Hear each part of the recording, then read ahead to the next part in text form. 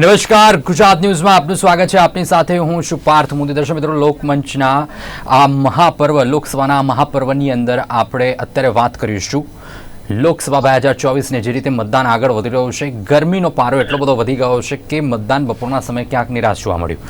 મહત્વની વાત એ કરવી છે કે કયા કયા મુદ્દાઓ છે, કયા કયા સમીકરણો જે તે જગ્યાએ જોવા મળી રહ્યા છે. એક બાજુ 26 લોકસભાની સીટો જીતવા માટેની ભાજપની કવાયત છે, હેટ્રિક મારવી છે. બીજી બાજુ સુરતની એક સીટ બિનહરીફ થઈ ચૂકી છે. પરિસ્થિતિ હવે 25 સીટ ઉપર જોવા મળી રહી છે અને આ પરિસ્થિતિ કેટલી વધારે લડતવાળી છે કે પછી એકતરફી જોવા મળી છે, આ તમામ મુદ્દાઓ પર ચર્ચા કરીશું. ચર્ચામાં આપણી સાથે જોડાયા છે હરેશભાઈ ઠાકોર કે જેઓ આપણી સાથે ડીસાથી જોડાયા છે. હરેશભાઈ, આપનું સ્વાગત છે. હરેશભાઈ, સંવાદદાતા જોડાયા છે આપણી સાથે. જી, બનાસકાંઠાથી હરેશભાઈ છે, સાથે વાત કરીશું. અરવિંદભાઈ જોવનપુત્ર આપણી સાથે જોડાયા છે, પત્રકાર, વરિષ્ઠ પત્રકાર, રાજકીય વિશ્લેષક. અરવિંદભાઈ, આપનું સ્વાગત છે કાર્યક્રમમાં.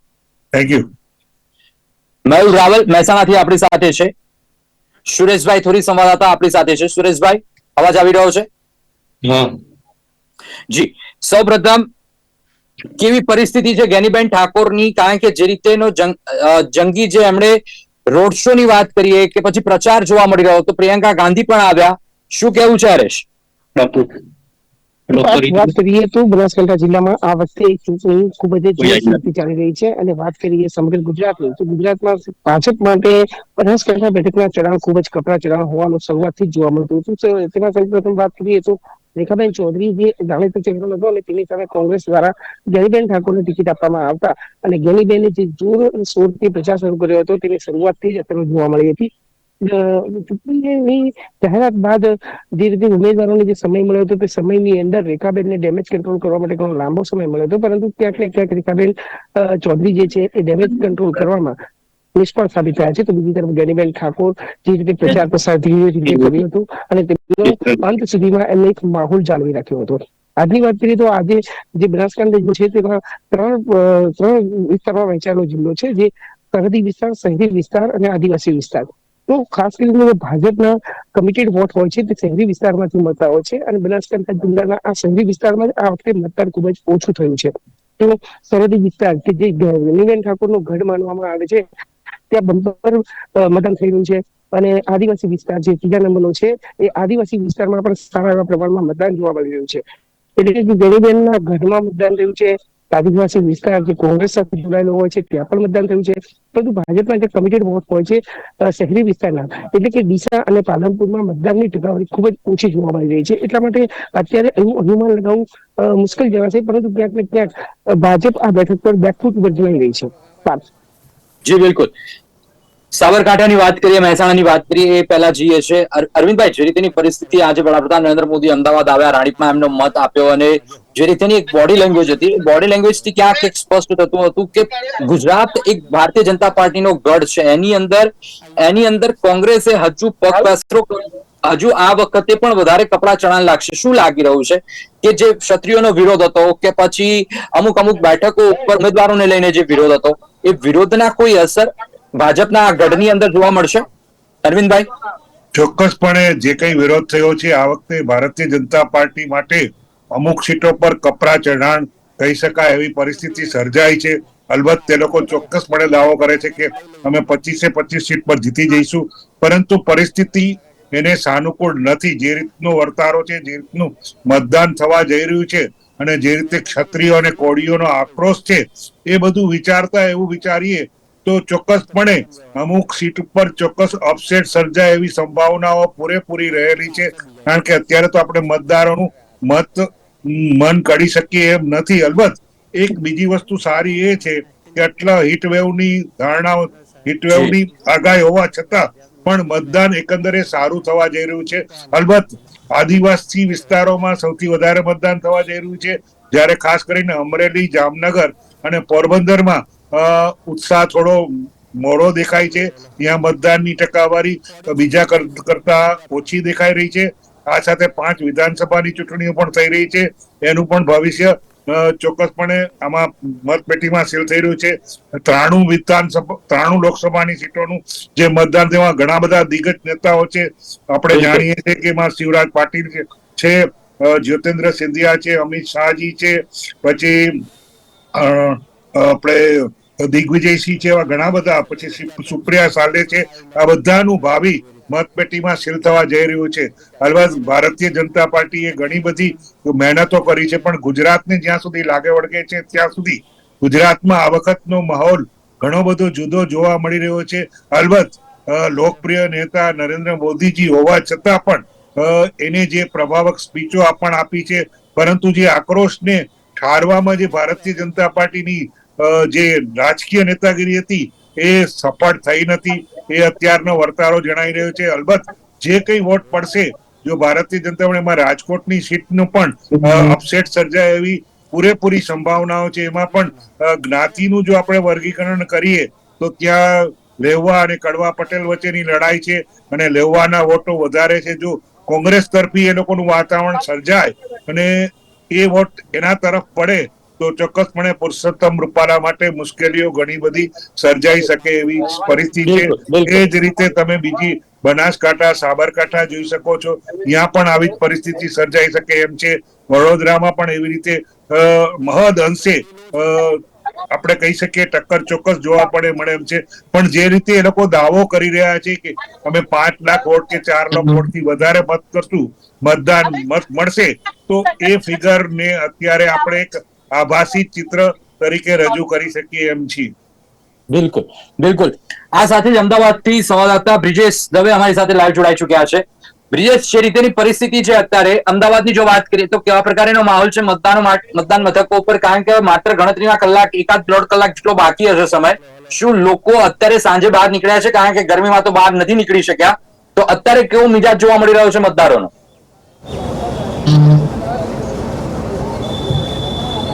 જી બ્રિજેશ.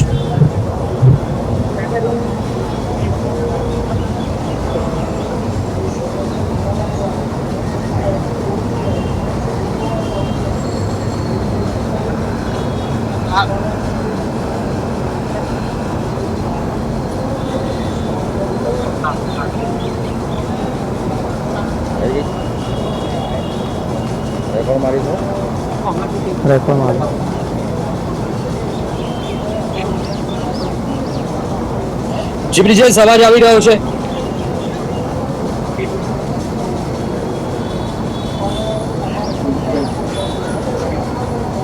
જી બ્રિજેશ, જે રીતે બપોરના સમય મતદારો નતા બહાર નીકળી શક્યા, શું સાંજના ટાણે બહાર નીકળ્યા છે? માત્ર 1.5 કલાક જેટલો સમય બાકી છે મતદાન માટે.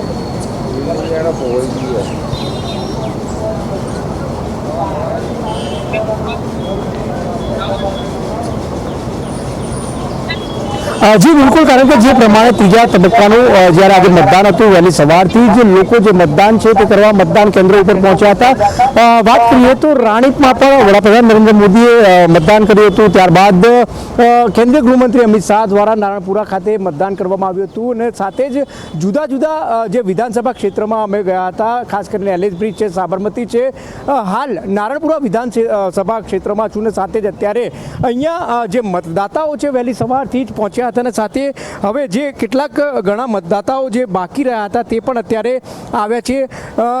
સ્પેસિફિકલી વાત કરીએ તો આ જે હાઉસિંગ એરિયા છે કે જ્યાં કેન્દ્રીય ગૃહમંત્રી અમિત શાહે રોડ શો પણ અહીંયા કર્યો હતો, અને સાથે જ આ બંને બૂથની જો વાત કરવામાં આવે તો આ બંને બૂથમાં લગભગ 65%થી વધુ જે મતદાન છે તે મતદાન થયું છે. તો કહી શકાય કે હવે કેટલાક સિનિયર સિટીઝનો કે જે બપોરના સમયે બહાર ન નીકળ્યા હતા ત્યારે તેઓ પણ અત્યારે બહાર આવીને જે કહી શકાય કે મતદાન છે તે મતદાન કરી રહ્યા છે. અને સાથે જ વાત કરવામાં આવે તો જે પ્રમાણે મતદાન છે તે મતદાન ઓછું થવાની પણ ક્યાંક ને ક્યાંક આશંકા હતી, પરંતુ આ જે બૂથનું મતદાન છે તે લગભગ 65% જેટલું મતદાન થયું છે.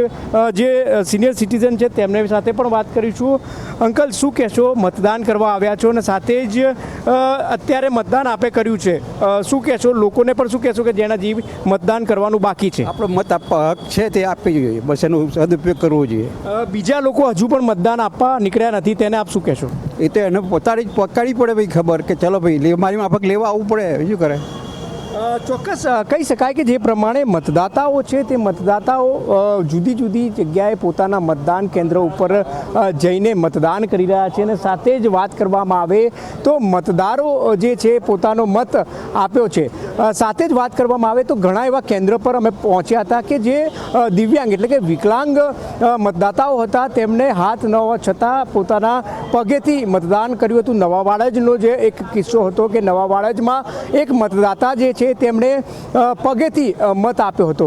તો કહી શકાય કે જે પ્રમાણે મતદાન કરવા અત્યારે મતદાન કેન્દ્ર ઉપર લોકો પહોંચી રહ્યા છે અને સાથે જ જે મતદાન ઓછું થવાની ક્યાંક ને ક્યાંક જે કહી શકાય કે બીક હતી, તો ઘણી જગ્યાએ મતદાન જે છે તે પૂરેપૂરું થયું છે. આ બૂથની જો વાત કરીએ તો 65% જેટલું જે મતદાન છે તે થઈ ગયું છે. વહેલી સવારથી જ 7 વાગ્યાથી 12 વાગ્યાની આસપાસ જ લગભગ 40% જેટલું જે મતદાન છે તે થયું હતું. બપોરના સમયે બિલકુલ તમામ વિધાનસભા ક્ષેત્રમાં બપોરના સમયે થોડું ઓછું મતદાન થયું હતું, પરંતુ અત્યારે હવે 5 વાગ્યાથી 6 વાગ્યા સુધી એટલે કહી શકાય કે હજી અડધો કલાક બાકી છે. ત્યાં મતદાતાઓ જેને પણ મત આપવાનો બાકી છે તેઓ અહીંયા મતદાન કેન્દ્ર સુધી પહોંચી રહ્યા છે મતદાન કરવા માટે. જી બિલકુલ, સમગ્ર માહિતી આપવા બદલ આભાર. આ સાથે મયુર રાવલ આપણી સાથે મહેસાણાથી છે. મયુર, જે રીતે મહેસાણાથી વાત કરીએ તો હરિભાઈ પટેલ મેદાને છે, હરિભાઈની સામે રામજી ઠાકોર મેદાને છે. શું પરિસ્થિતિ મહેસાણાની અંદર બની રહી છે?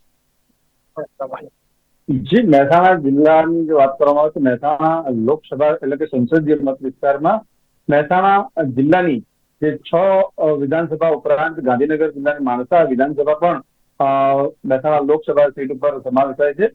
અને જો સવારથી જો મતદાનની જો વાત કરવામાં આવે તો વહેલી સવારથી જ મતદાન કરવા માટે ભારે ઉત્સાહ જે છે મતદારોમાં જોવા મળ્યો. તેમાં શહેરી વિસ્તાર હોય કે ગ્રામ્ય વિસ્તાર, ખૂબ જ મોટા પ્રમાણમાં જે છે મતદારો સવારથી જ લાંબી લાઈનો લગાવી અને મતદાન કરવા પહોંચી ગયા હતા.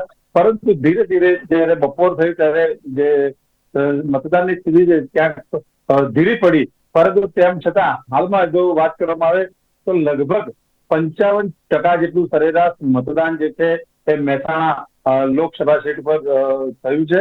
અને હજુ પણ અડધો કલાક જેટલો સમય બાકી છે, એટલે કદાચ 60%થી વધુ મતદાન જે છે એ મહેસાણા લોકસભા સીટ પર થઈ શકે છે. અને જો બંને ઉમેદવારને જો કોંગ્રેસના ઉમેદવારની વાત કરવામાં આવે તો મહેસાણા ભાજપના ઉમેદવારને ખૂબ જ ઘણો લાંબો સમય મળ્યો હતો પોતાની રણનીતિ બનાવવા માટે. તો બીજી તરફ કોંગ્રેસના ઉમેદવાર ખૂબ જ મોડા છેલ્લે જે ડિક્લેર થયા તેમની પાસે ઓછો સમય મળ્યો હતો. આમ છતાં મહેસાણાની સીટ જે છે, બેઠક જે છે તે હાલમાં જો માનવામાં આવે તો એક તરફી જે છે એ માનવામાં આવી રહી છે. એક તરફી એટલે કોના તરફી માનવામાં આવી રહી છે? જે પ્રમાણે ચૂંટણી પ્રચાર થયો અને જે પ્રમાણે બંને પાર્ટીના સંગઠનનો જે કામ કર્યું તેમાં ભાજપની જે રણનીતિ જે છે એ ખૂબ જ ચડિયાતી અને પ્રચાર પણ ચડિયાતો રહ્યો. તેના કારણે ભાજપનું પાસું જે છે એ ખૂબ જ મજબૂત માનવામાં આવે છે. ભાજપનું પહેલું વધારે મજબૂત માનવામાં આવે છે. સુરેશ, વાત કરીએ સુરેશ, સાબરકાંઠાની અંદર શું પરિસ્થિતિ છે? કારણ કે સાબરકાંઠામાં ખાસ કરીને શોભનાબેનને લઈને વિવાદ સર્જાયો હતો. શોભનાબેનને લઈને જે વિવાદ સર્જાયો તો ક્યાંક પરિસ્થિતિને ડેમેજ કંટ્રોલ કરવા માટે ગૃહમંત્રીને પણ આવવું પડ્યું, હર્ષ સંઘવીને હસ્તક્ષેપ કરવું પડ્યું, મુખ્યમંત્રી સુધી આ વાત પહોંચી અને આખરે મામલો થાળે પડ્યો. પરંતુ વોટર્સના મનમાં શું મામલો થાળે પડ્યો છે? કેવા પ્રકારનો પ્રતિસાદ સાબરકાંઠાની અંદર જોવા મળી રહ્યો છે? જી પર ચોક્કસથી વાત કરીશ કે જે સાબરકાંઠા જિલ્લાની અરવલ્લી જિલ્લાની સૌપ્રથમ જે ભાજપે યાદી જાહેરાત કરવામાં આવી હતી, પહેલા સૌ પ્રથમ તેમની યાદી જાહેરાત કરવામાં આવી હતી, જેમને લઈને તે યાદીને લઈને પેલા ભીખાજી ઠાકોર અને ડામોરને લઈને વિવાદ સર્જાયો હતો. વિવાદ સર્જાવાને લઈને પણ કેટલાક અંગત હોવાના કારણોસર હોવાના લઈને પત્રિકાઓ પણ વહેતી થઈ હતી. કેટલી જગ્યાએ તેમને ડામોર લખાવાના લઈને વિવાદ પણ સર્જાયો. ત્યારબાદ તે ભાજપે બીજી તરફ એને ટિકિટ એમને રદ કરવાને લઈને તેને ટ્વીટ કરી હતી અને મેસેજ પણ કરવામાં આવ્યો હતો. ત્યારબાદ તેમને પદમાંથી છોડવામાં આવ્યું હતું. ત્યારબાદ તેમને ભાજપે બીજી તરફ તેમની યાદી પણ જાહેરાત કરવામાં આવી હતી, જે શોભનાબેન બારિયાની પણ પસંદગી કરવામાં આવી હતી. જે ખાસ કરીને જો વાત કરવામાં આવી તો જો શોભનાબેન જે બારિયાની જે પસંદગી કરવામાં આવી હતી, જે મહેન્દ્રસિંહ બારૈયા જે પૂર્વ ધારાસભ્ય હતા, જે 1.5 વર્ષ પહેલા તેઓ કોંગ્રેસમાંથી છોડીને ભાજપમાં જોડાયા હતા. ત્યારબાદ તેમની પત્નીને પણ ભાજપ દ્વારા તેમને ટિકિટ આપવામાં આવી હતી, જેને લઈને સંગઠનમાં નારાજગી જોવા મળી હતી. ત્યારબાદ તે કાર્યકર્તાઓમાં ખાસ કરીને નારાજગી જોવા મળી હતી, કેટલાક વિરોધ પણ રાખવામાં આવ્યો હતો. બીજી તરફ જો વાત કરીએ કે પુરુષોત્તમ રૂપાલાની જે વિવાદ હતો, વિવાદને લઈને પણ કેટલાક ક્ષત્રિય સમાજ અને રાજપૂત સમાજ દ્વારા તેમને વિવાદ હતો, જેને લઈને પણ અત્યારે હાલ તો જો મતદાનમાં પણ ઓછું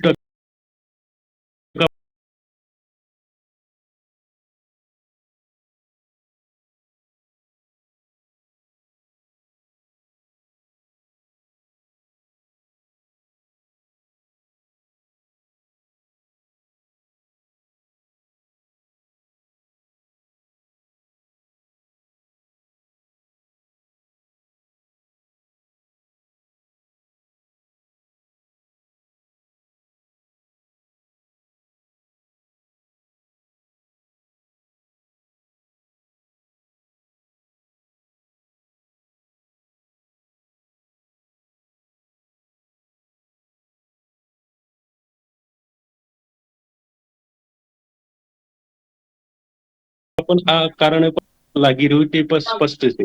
જી પાર્થ. બિલકુલ. જે રીતે પરિસ્થિતિ છે બનાસકાંઠાની અંદર, ક્યાં જ્ઞાનીબેનને લઈને એક વાત આવી કે યુવકને માર મારવાની વાત હતી, જ્ઞાનીબેને સ્પષ્ટતા કરી કે વીઆઈપીનું બેનર લગાવીને ફરતો હતો કાઢીને અને ભાજપ તરફથી ક્યાંક મતદાન કરવાની વાત કરતો હતો. આ મામલે એવી ચર્ચા ત્યાં બનાસકાંઠાની અંદર ચાલી રહી છે. શું પ્રતિસાદ લોકોનો આ મામલે મળી રહ્યો છે? અને સાથે એક મહત્વની વાત એ કરવી છે કે બનાસકાંઠાની અંદર જ્ઞાનીબેન ઠાકોરની વાત છે તો કેટલી જનમેદની, કેટલો પ્રતિસાદ જ્ઞાનીબેનને મળી રહ્યો છે અત્યારે? ચોક્કસથી વાત સૌથી પહેલા આપણે વાત કરીશું કે જે સીઆરસી હતી પીપીએમને ફરી રહેલા યુવાન તો આજે ગરીબેન અલગ અલગ મુદ્દા પર ઉપર સાથે પહોંચી રહ્યા હતા. તે દરમિયાન દાતા તાલુકામાંથી ઘટના સામે આવી. દાતા તાલુકામાં પ્રકાશ ચૌધરી યુવકની ગાડી પર સીઆરપીએફની ફ્લિપ લગાવીને સમજાયો હતો. તે ગરીબેને આરોપ કર્યો છે. સાથે ગરીબેને એવા આરોપ લગાવ્યા છે કે આ વ્યક્તિ મતદાનની પ્રક્રિયાને પ્રભાવિત કરવાનો પ્રયાસ કરી રહ્યો હતો અને તેને તાત્કાલિક ઝડપી કરવામાં આવે છે અને પોલીસ સંપર્કની તજવીજ હાથ ધરવામાં આવી છે. સાથે ગરીબેને આ બાબતે ચૂંટણી પંચ અને જિલ્લા પોલીસ વડાને પણ કાર્યવાહી કરવાની અપીલ કરી છે. એટલે કહી શકાય કે ગરીબેને જે સીઆરપીએફની ફ્લિપ લગાવીને ફરી રહ્યો હતો અને તે ચૂંટણીને પ્રભાવિત કરે તે હોવાના કારણે કરવામાં આવી છે. બીજી તરફ જનમેદની વાત કરીએ તો ચોક્કસથી જણાવીશ કે ગરીબેનનો જે સરહદી વિસ્તાર છે તેનો ઘર વિસ્તાર કરવામાં આવે છે. તે વિસ્તારની અંદર આજે સવારથી મતદારો માટે ગજબનો ઉત્સાહ જોવા મળ્યો હતો અને દિશામાં સહિત અન્ય વિસ્તારમાં જોયું તો આજે જી બિલકુલ.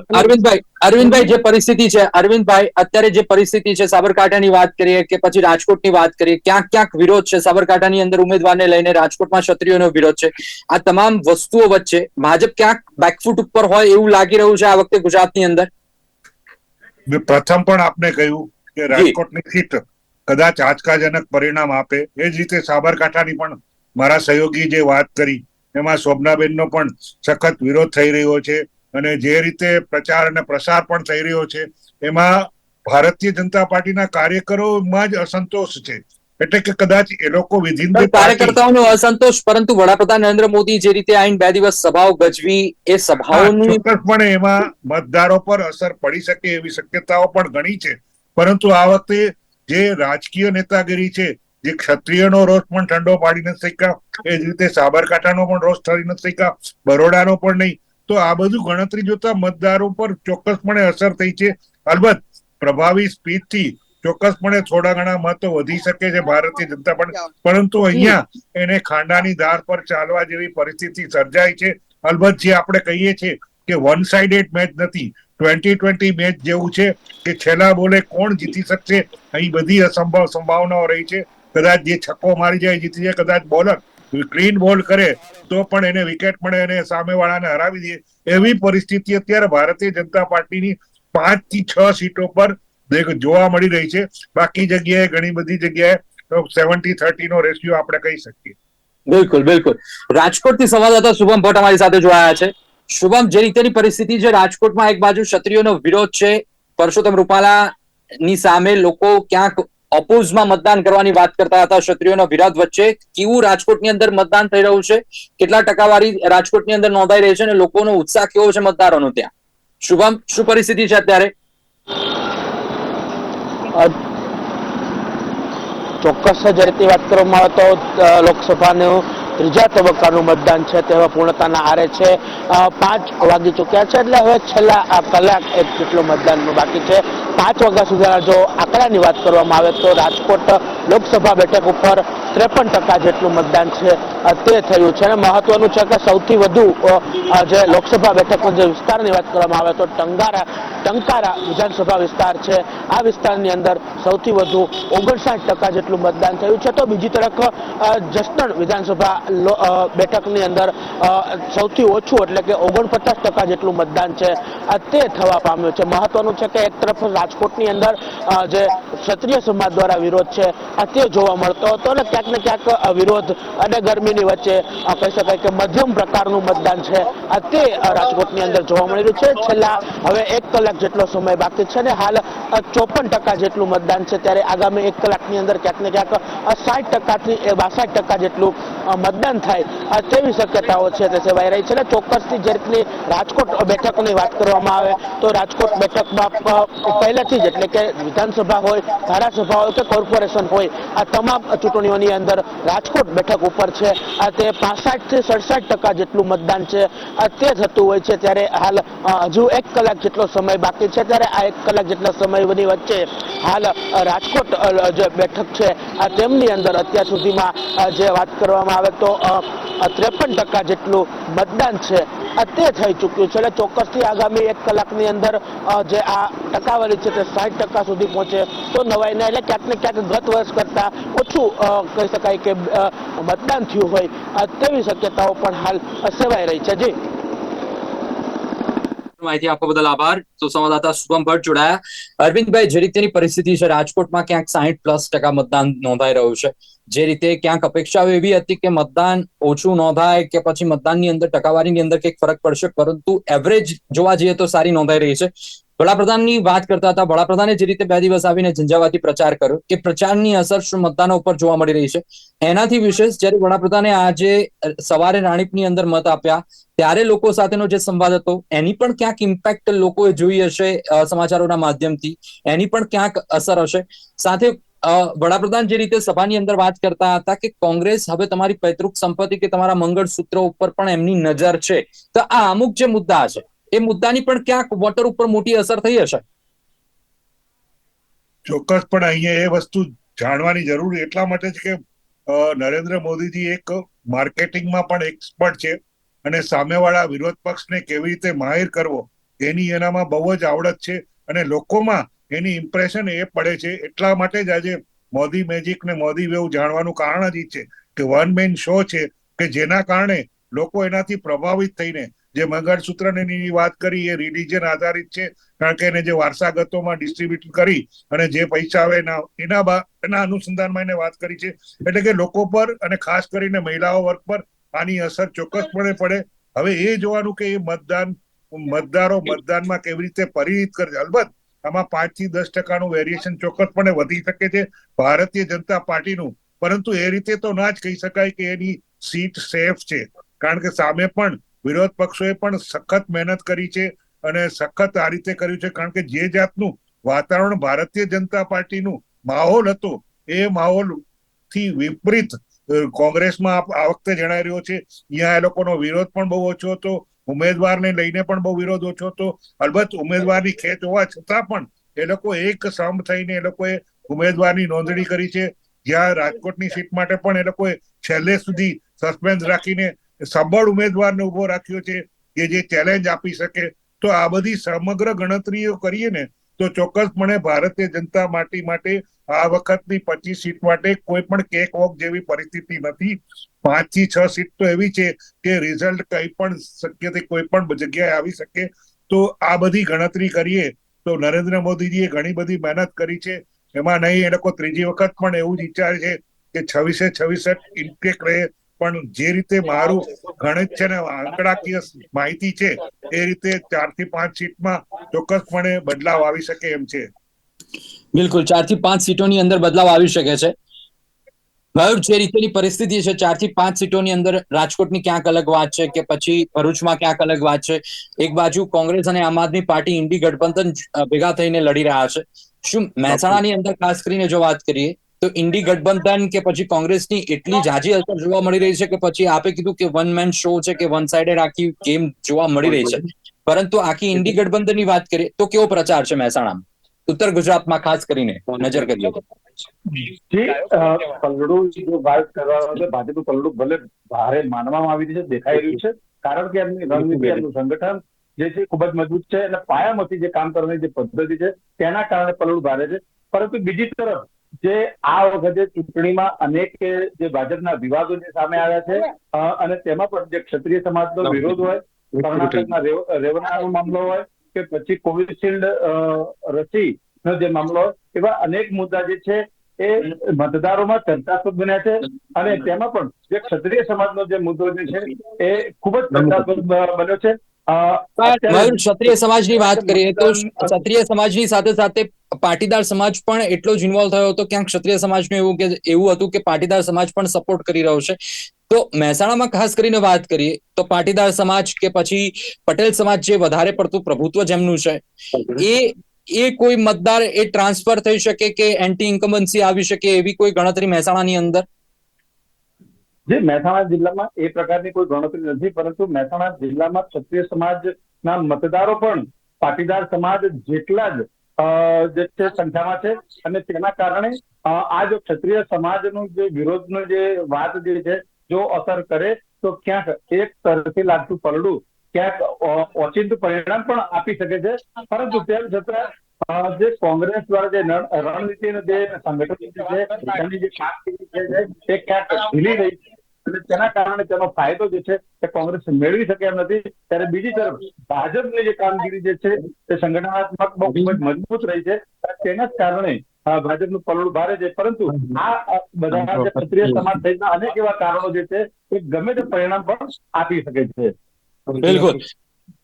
જે રીતે સુરેશ, જે રીતે મહેસાણાની અંદર જે પરિસ્થિતિ છે કે ક્ષત્રિયોના જે ઇમ્પેક્ટ છે એ ગમે તેવા પરિણામ આપી શકે છે, શું એ જ પરિસ્થિતિ સાબરકાંઠાની અંદર પુનરાવર્તન થાય કે એની કોઈ ઇમ્પેક્ટ સાબરકાંઠામાં પડે એવી કોઈ શક્યતા? જી ચોક્કસથી વાત કરી પાર્થ. જે અગાઉના ગૃહપ્રધાન જે હર્ષ સંઘવી પણ આ કારણે શોભનાબેનની બારીયાનો જે વિવાદ હતો તેને લઈને પણ બીજી તરફ જોશો મુખ્યમંત્રી અને વડાપ્રધાન અગાઉ પણ જે પહેલી તારીખે સભા પણ કરવામાં આવી હતી. ત્યારબાદ આ જે ક્ષત્રિયોને પણ જે તે રીતે જે વિવાદ હતો વિવાદને ટાળવા માટે પણ બેઠક પણ કરવામાં આવી હતી. ત્યારબાદ સભાઓ પણ કરવામાં આવી હતી.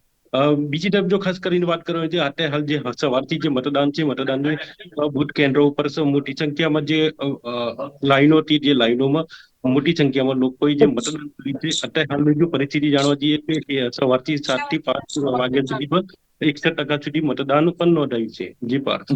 જી બિલકુલ બિલકુલ. છેલ્લો પ્રશ્ન અરવિંદભાઈ આપને પૂછી લઉં. છેલ્લો પ્રશ્ન અરવિંદભાઈ, ક્યાંક કોંગ્રેસે આક્ષેપ કરી રહ્યો હતું કે જે મહત્વના મુદ્દા ઉપર ચર્ચા થવી જોઈએ એ મુદ્દા ઉપર ચર્ચા નથી થઈ. રોજગારીની વાત ઉપર ચર્ચા નથી થઈ, મોંઘવારીની વાત ઉપર ચર્ચા નથી થઈ. પરંતુ એક બાજુ વડાપ્રધાન નરેન્દ્ર મોદીનું કહેવું છે કે 2047 ભારતની જે ઇકોનોમી છે જે 11 નંબર ઉપર હતી અમે 5મા નંબર ઉપર લાવ્યા છે 10 વર્ષની અંદર. આ વિકાસ જે ભારતનો થઈ રહ્યો છે એ આખી દુનિયા જોઈ રહી છે. ભારતનું ગ્લોબલ લેવલે માન વધી રહ્યું છે. રશિયા યુક્રેન વચ્ચે ભારતે હસ્તક્ષેપ કરીને યુદ્ધ રોકાયું, પોતાના લોકોને બહાર કાઢ્યા, એ ભારતનું વર્ચસ્વ વધ્યું છે. યુએઈ ની અંદર વાત કરીએ તો સ્વામિનારાયણ ટેમ્પલ યુએઈમાં હિન્દુ ધર્મનું મંદિર બની રહ્યું છે, એ ભારતનું વર્ચસ્વ વધ્યું છે. તો મુદ્દા વર્સિસ મુદ્દાની જ્યારે વાત આવે તો કયા મુદ્દા વધારે મહત્વના લાગે એક જનતાના પરિપ્રેક્ષથી જોવા જઈએ તો? ચોક્કસપણે નરેન્દ્ર મોદીજીએ વિદેશ નીતિમાં ઘણી બધી સારી એવી કામનાઓ કરી છે, સફળતા પણ મળી છે. એને વિદેશના નેતાઓ પર પોતાનું પ્રભુત્વ પણ જમાવેલું છે. આજ એક આગવી ઓળખ ભારતની પાડી છે કે જે એક ભારત વિકસિત દેશ છે એને તમે એક બ્રિટિશરોના રાજનો દેશ ના ગણી શકો, કારણ કે અહીંયા સ્વતંત્ર અભિવ્યક્તિ વાળો દેશ છે અને એ જ દેશને અનુસરીને એ લોકો આગળ વધે છે. એની ક્વોલિટી ઓફ લીડરશિપ સરાહનીય છે, જેને કારણે આ દરેક અમેરિકા કે યુરોપિયન કન્ટ્રીઓ છે એને માને છે ભારતને. અને એ સમગ્ર ઘટનાને જોઈએ, અયોધ્યાનો જોઈએ તો એ બધી પરિસ્થિતિમાં એના માટે ભારતીય જનતા માટે પ્લસ પોઈન્ટ કહેવાય.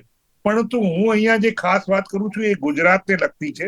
ગુજરાતમાં એ લોકોને જેટલું સંગઠન હતું કે જે ગુજરાત જે જનસંઘનો પાયો હતો કે જ્યાંથી ભારતીય જનતા પાર્ટીનો ઉદય થયો હતો, એ જ ગુજરાતમાં આજ આંતરવિગ્રહ આટલો બધો અંદર હોય એ ખરેખર, કારણ કે એનું કારણ પણ એમાં છે કે જ્યારે કોંગ્રેસના અમુક પરિવર્તિત લોકો ભાજપમાં જોડાય છે અને એને સીધે સીધી ટિકિટ મળી જાય છે, અને જે ખરેખર કાર્યકર્તા હોય છે, જે 25 વર્ષથી મહેનત કરતા હોય છે, એનો આક્રોશ પણ અહીંયા જોવા મળે છે. તો અલબત્ત એ લોકો ડિસિપ્લિન વાળી પાર્ટી કહેવાય છે, પરંતુ આ વખતનો જે માહોલ બિલકુલ. તમે જોઈ રહ્યા છો એ માહોલમાં રાજકીય નેતાગીરીઓ એને સફળ કરવા માટે અને જે કંઈ સંઘર્ષ કરેલો છે એમાં ઊણી ઉતરી છે, એ ચોક્કસપણે હું માનું છું. એની અસર મતદારો પર પણ પડશે અને કોંગ્રેસ કેટલો લાભ લઈ શકે છે એ વસ્તુ હવે આવનારા દિવસો કહેશે, અને મતદારોમાં કેટલું એ જી. લોકોએ બ્રેઇન વોશ કર્યું છે એ જોવાનું રહ્યું, અને કોંગ્રેસ. મતદાનની ટકાવારીથી રિઝલ્ટનું પરિણામ આવશે. બિલકુલ બિલકુલ રિઝલ્ટની રાહ છે, અને અત્યારે એક અડધો કલાક જેટલો સમય બાકી છે, જે 6 વાગ્યા જેવો સમય, અને ત્યાર પછી મતદાનની જે પ્રક્રિયા છે એ પૂર્ણ થશે 15 મિનિટ, અને એના પછી એક ચિત્ર સ્પષ્ટ થશે કે કેટલા ટકા ગુજરાતની અંદર મતદાન થયું છે.